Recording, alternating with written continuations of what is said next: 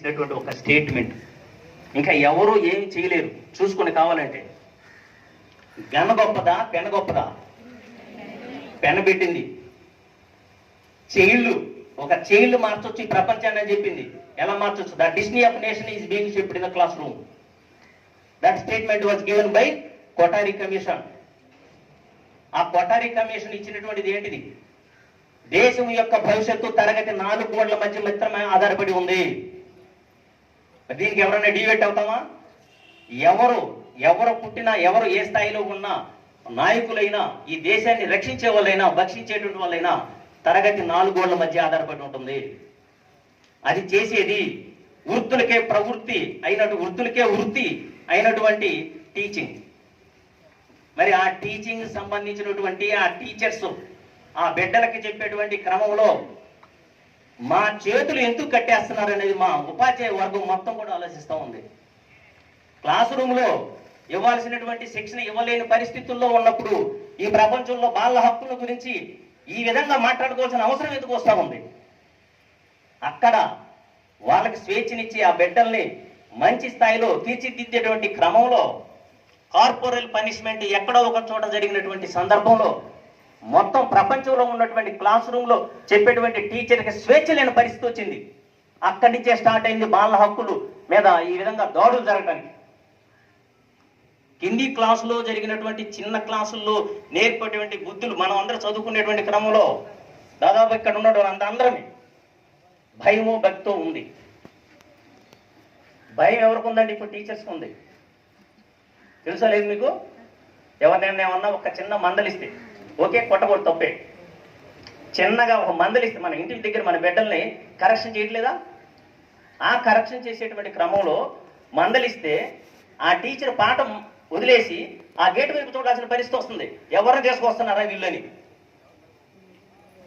ఏమవుతుంది? ఈ నిర్భయ యాక్ట్లు ఎందుకు వచ్చినాయి? రిషితేశ్వరి ఘటన ఎందుకు జరుగుతుంది? ఇక్కడ ఆ ఉపాధ్యాయుడికి కొంత స్వేచ్ఛని ఇవ్వవలసినది. నేను క్రిటిసైజ్ చేయడం ఇక్కడ ఎవరిని. ఆ చెప్పేటువంటి క్రమంలో ఆ ఉపాధ్యాయునికి స్వేచ్ఛ కనుక ఇస్తే ప్రపంచం మొత్తం అమెరికా వైపు చూస్తుంటే అమెరికా భారతదేశం వైపు చూస్తుంది. ఎందుకు ప్రపంచం మొత్తం అమెరికా వైపు చూస్తుంది? ధనవంతమైన దేశం. మన వైపు ఎందుకు చూస్తుంది? మ్యాన్ పవర్ మన దగ్గర ఉంది. మోర్ దెన్ 45% యూత్ మనకు ఉంది. యంగ్ ఇండియా మనది, యంగ్ ఇండియా. అందువల్ల ఆ పిల్లల్ని, ఆ బిడ్డల్ని ఎవరైతే ఉన్నారో వాళ్ళ హక్కుల్ని కాపాడేటువంటి బాధ్యత ముఖ్యంగా ఉపాధ్యాయుల మీద ఉంది. ఆ ఉపాధ్యాయులు ఎవరైనా రానివ్వండి, సొసైటీలోకి ఏ రూపంలోనైనా రానివ్వండి, అక్కడి నుంచి మాత్రమే రావాలి.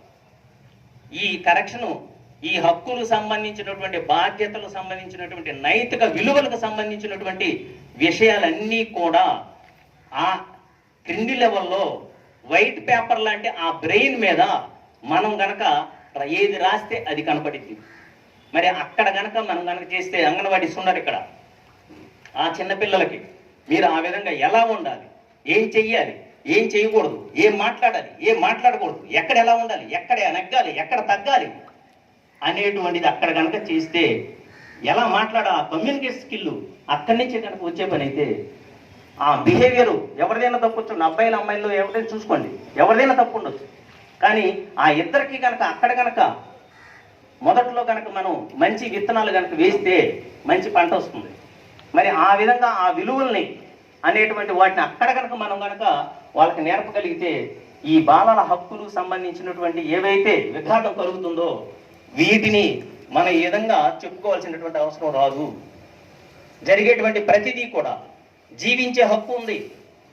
మరి చిన్నపిల్లలు వాళ్ళకి తెలియనటువంటి ఏజ్లో 18 years లోపు వాళ్ళు మేజర్ కాకముందు మనం పౌరులుగా ప్రతి ఒక్కరం కూడా సమాజంలో ఉన్నటువంటి ప్రతి ఒక్కరం కూడా బాధ్యతగా ఎవరైనా ఏదైనా తప్పు చేస్తే దాన్ని ఖండించాలి. చిన్నప్పుడే దాన్ని ఎంకరేజ్ చేస్తే, మన బిడ్డ తప్పు చేసినా, ఇంటిలో మన బిడ్డ తప్పు చేసినా కానీ కొంతమంది పేరెంట్స్ అధికారంతో వాళ్ళని ప్రోత్సహించడం జరుగుతూ ఉంది.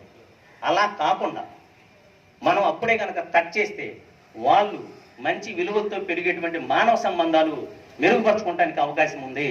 మరి చైల్డ్ మ్యారేజెస్ అంటున్నాం. మరి ఆ చైల్డ్ మ్యారేజెస్ చేయడం ద్వారా కుటుంబాలు ఏ విధంగా నాశనం అవుతున్నా చిన్న వయసులోనే మరి వాళ్ళకి చేయడం ద్వారా వాళ్ళ బిడ్డలు మళ్ళీ పుట్టిన తర్వాత వాళ్ళు ఆ కుటుంబాన్ని పోషించలేనటువంటి క్రమంలో రకరకాల సూసైడ్ అటెంప్ట్స్ కూడా జరుగుతూ ఉన్నాయి. మరి ఈ విధంగా ఆ చైల్డ్ మ్యారేజెస్ని అరికట్టడం కోసం ప్రతి ఒక్కరూ మనకు సంబంధించినటువంటి ఏరియాలో ఎక్కడన్నా జరిగితే ఇది మనకెందుకులే అని అనుకునే పరిస్థితి ఉంది, కానీ ధైర్యంగా వెళ్ళి నిలబడి చేసేటువంటి వాళ్ళు చేసేటువంటి వాళ్ళు ఎంతమంది చేస్తున్నాం? ఇలాంటి మీటింగ్లో కనీసం మనకి తెలిసిన తర్వాత ఇన్ఫర్మేషను మనం కనుక ఇస్తే మనకేదో సమస్య వచ్చిందని భయపడే వాళ్ళు ఎంతమంది ఉన్నారు? మరి అలా కాకుండా వాటిని నివారించాల్సిన పరిస్థితి, వాళ్ళకి పేరెంట్స్ని మోటివేట్ చేయాల్సిన పరిస్థితి, ఇన్స్పైర్ చేయాలి. వీళ్ళకి చాలా భవిష్యత్తు ఉంది. మట్టిలో మాణిక్యాలను సృష్టించేటువంటి వాళ్ళు ఉన్నాం మనం ఉపాధ్యాయులు. మా దగ్గర పంపండి, మేము నేర్పుతాం. మేము మంచి స్థాయిలో వాళ్ళని తీర్చిదిద్దాం. ఒక అబ్దుల్ కలాం, ఆయన ఎక్కడి నుంచి వచ్చారు? ఆయన చదువుకుంటూ ఒక పేపర్ బాయ్ రాష్ట్రపతి అయ్యారు, ఒక టీ బాయ్ ప్రధానమంత్రి. దీనికంటే లైవ్ ఎగ్జాంపుల్స్ ఏమున్నాయి? వాళ్ళకి తెలియదు, పేరెంట్స్ కూడా మా పిల్లలు ఇలా అవుతారని. చిన్నప్పటి నుంచి మనం చూస్తూ ఉంటాం. చూడండి, నెగిటివ్ థింకింగ్. వాళ్ళకి చిన్నప్పుడు ఏమన్నా వాళ్ళ నాన్నగారు ఏమన్నా సరే బజార్కి వెళ్ళారా అని చెప్తే ఒక 4-5 సంవత్సరాల అమ్మాయిని వాటి వల్ల కాదు, ఆ అమ్మాయి వల్ల కాదు, వెళ్ళలేదు ఇంకెక్కడికి వెళ్ళేది.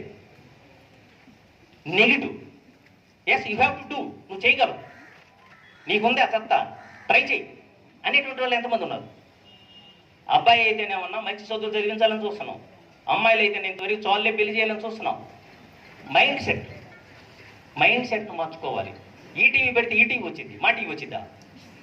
మా టీవీ పెడితే ఏ టీవీ వచ్చింది? ట్యూనింగ్, జస్ట్ మన మైండ్ ట్యూన్ చేసుకోవటమే. మన మైండ్ ట్యూన్ చేసుకుంటే a negative thinker can see difficulties in every opportunity, but వేరే a positive thinker can see opportunities in every difficulty. మనం నెగిటివ్ థింకింగ్ కనుక పిల్లల్లో డెవలప్ చేసామంటే ఆ నెగిటివ్ థింకింగ్తోనే వెళ్తూ ఉంటాడు. ఒక పని చేయడానికి 100 మార్కులు సమస్య అనుకోండి, ఆ 100 మార్కుల్లో అతను నెగిటివ్ థింకర్ అయితే 99 మార్కులు అతనికి అనుకూలంగా ఉన్నాయి, 1% మాత్రమే అతనికి వ్యతిరేకంగా ఉంది. అతను నెగిటివ్ థింకర్. అతనికి ఏం కనపడింది? అతను నెగిటివ్ థింకర్ కనపడింది ఏంది? అతనికి 99 కనిపిస్తాయా? నెగిటివ్ కాబట్టి నెగిటివ్